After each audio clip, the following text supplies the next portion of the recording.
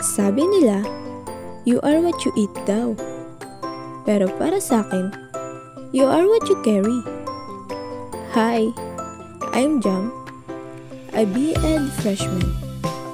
Pero sa tuwing papasok sa school, di bali nang maiwan ng ballpen, wag lang ang Jam, pera ballpen? Wait lang, te. Try mo dito, te. Wala pa dito, te. Eh, di wala.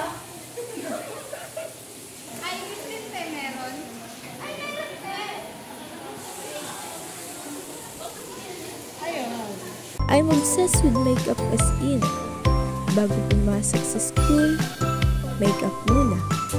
And between classes, retouch.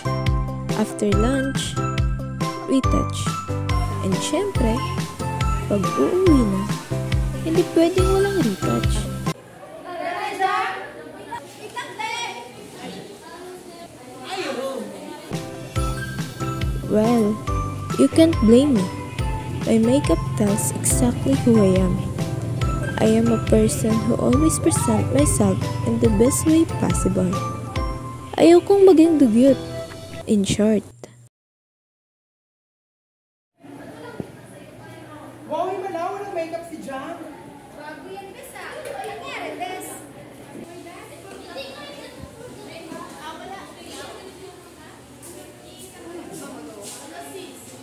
Uy, napapansin niyo ba si Jam? Parang nag-iba siya eh. Oo nga. Magkaklase kami yan since high school. Laging pag-retouch dala nyo. Kanina nga, gusto ko sanang humiram. Sagot niya sa akin, hindi niya raw dala. Parang namumut lang nga siya eh. Hayaan na lang natin, baka may sakit lang. Saan kaya si Jam? Oy, saan si Jam? Punta sa CR.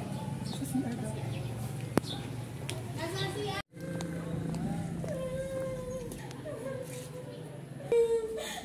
Jam, anyari?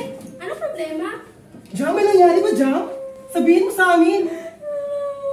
Narape ako, Els! Dumilim ang paligid, may tumawag sa pangalan ko, isang palakpak. Tinanong ko,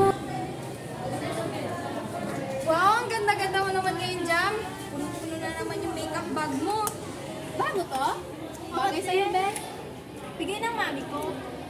Saan mo ito in-order? tinanong